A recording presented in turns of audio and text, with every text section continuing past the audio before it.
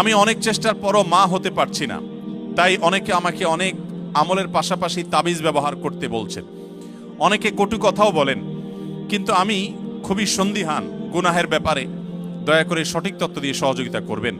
বোন ফারজানা প্রশ্ন করেছেন, দেখুন, যে সমস্ত বোনের বাচ্চা হয় না, আমাদের সমাজে এক শ্রেণীর কুলাঙ্গার, এক শ্রেণীর খারাপ মানুষ আছে যারা ওই মেয়েদেরকে নিয়ে কটু কথা বলে, আছে না নাই? গ্রামাঞ্চলে বিশেষ করে অনেকে আছেন এই সমস্ত বোনদেরকে খোঁচা মেরে কথা বলেন। সন্তান হওয়া না হওয়া এটা কি পৃথিবীতে কোনো মানুষের হাতে? কোনো মানুষের হাতে? সন্তান দেওয়া বা না দেওয়ার মালিক কে? আল্লাহ তাআলা কোরআনে কারিমে পরিষ্কার ভাবে বলেছেন যে আল্লাহ রাব্বুল আলামিন ইয়াহাবু লিমান ইয়াশাউ ইনাসা ওয়া ইয়াহাবু লিমান ইয়াশাউ যুকুর আইয়ুযাওয়িজুহুম যুকরান ওয়া ইনাসা। আল্লাহ তাআলা যাকে ইচ্ছা তাকে কন্যা দেন, তাকে যাকে ইচ্ছা তাকে ছেলে দেন। কাউকে আল্লাহ তাআলা দুইটাই দেন, কাউকে আল্লাহ কিছুই দেন না। এটা সম্পূর্ণ আল্লাহর ইখতিয়ার। অতএব এই কারণে যদি কোনো মেয়েকে বা কোনো ছেলেকে কেউ দোষারোপ করে, সে আল্লাহর কাছে কবিরা গুনাহে লিপ্ত আসামি।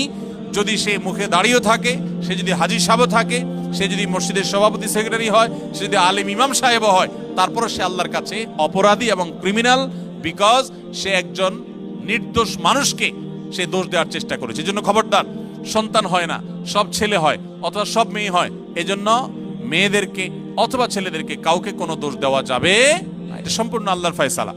এর পাশাপাশি বোন যেটি জানতে চেয়েছেন যে সন্তান না হওয়ার জন্য আপনাকে বিভিন্ন আমলের কথা বলেন। বিভিন্ন আমল আপনি করতে পারেন। কোরআনে কারিমে বিভিন্ন আয়াত আছে, যে আয়াতগুলো আমল করার মাধ্যমে, পাঠ করার মাধ্যমে, সেগুলো পড়ে পানিতে ফু দিয়ে খাওয়ার মাধ্যমে বিভিন্নভাবে সন্তান আল্লাহ তাআলা দান করেছেন।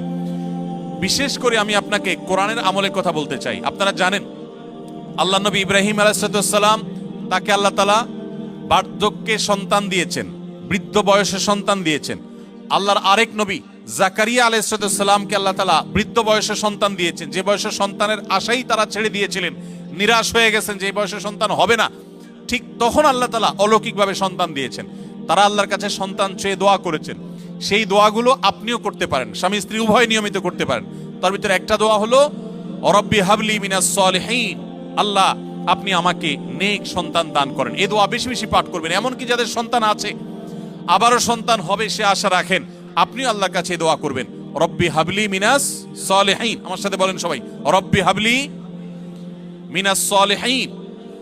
এর অর্থ হলো, হে আল্লাহ আপনি আমাকে নেক সন্তান দান করেন। আরেকটা দোয়া হলো রব্বি লা তাযারনি ফারদা ওয়া আনতা খায়রুল ওয়ারিসিন। বিশেষ করে যাদের সন্তান হয় না, তারা এই দোয়াটা বেশি বেশি পাঠ করবেন, রব্বি লা তাযারনি ফারদা, হে আল্লাহ আমাকে একা আপনি রেখে দিবেন না, ওয়া আনতা খায়রুল ওয়ারিসিন, আপনি সর্বোত্তম ওয়ারিস, তারপরও আপনি আমাকে নেক সন্তান দান করুন। এই দোয়ার মধ্যে সেটি চাওয়া হয়েছে। অতএব রব্বি লা তাযারনি ফারদা ওয়া আনতা খায়রুল ওয়ারিসিন, এই দোয়া পাঠ করবেন ইনশাআল্লাহ তাআলা।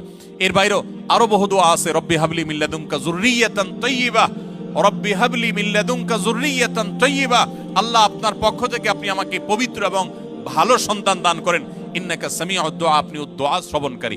আমি আমার জীবনে বুঝজ্ঞান হয়েছে থেকে নিয়ে একটি দোয়া ছাড়ি নাই। রব্বানা হাব লানা মিন আজওয়াজিনা ওয়া যুররিয়াতিনা কুররাতা আয়ুন ওয়াজআলনা লিল মুত্তাকিনা ইমামা। সূরা ফুরকান আয়াত নম্বর 74, 74 আয়াত নম্বর। সূরার নাম হলো সূরা আল ফুরকান। এই আয়াতে যে দোয়া আছে, এখানে যারা অবিবাহিত আছেন তারা এই দোয়া এখন থেকে পাঠ করতে পারেন। আল্লাহ তাআলা নেক বা ভালো স্ত্রী যদি জীবনে না দেন, তো আপনার জীবনে অনেক কিছু হওয়ার পরও সুখ শান্তি আপনি পাবেন না। সো নেক স্ত্রী এবং মেয়েদের জন্য নেক স্বামী, এই উভয় পক্ষের জন্য একই দোয়া, কমন দোয়া। আপনারা দোয়াটা পড়তে পারেন নেক সন্তানের জন্য। আমি যে বোন দোয়া চেয়েছেন, পরামর্শ চেয়েছেন, তাকে বলবো এই দোয়াগুলো আপনি বেশি বেশি পড়বেন। সূরা ফুরকানের 74 নম্বর আয়াত, এর বাইরে আরো 3টা দোয়া পড়েছি, রব্বি হাবলি মিনাস সলিহিন, রব্বি লা তাযারনি ফারদা ওয়া আনতা খায়রুল ওয়ারিসিন, রব্বি হাবলি মিন লাদুনকা যুররিয়াতান তাইয়্যিবা ইন্নাকা সামিউদ দুআ। এই 4টি দোয়া নিয়মিত পড়বেন, ইনশাআল্লাহ সন্তানহীনতার কষ্ট দূর হবে। এরপরও যদি আল্লাহ না দেন, তো মনে রাখবেন আল্লাহ তাআলা যা দিয়েছেন এর মধ্যে আপনার কল্যাণ আছে। সন্তান হয়েছে কিন্তু অমানুষ হয়েছে, খারাপ হয়েছে, অসুস্থ হয়েছে, বিকলাঙ্গ হয়েছে, তার চাইতে আল্লাহ তাআলা না দেওয়াটা আপনার জন্য কখনোই ক্ষতিকর নয়। এজন্য আল্লাহর ফয়সালায় সন্তুষ্ট থাকবেন। তবে তাবিজের যে ব্যবহার, এটি সুন্নাহর খেলাফ। নবী করিম সাল্লাল্লাহু আলাইহি সাল্লাম কখনো তাবিজ দেননি, ব্যবহার করেননি।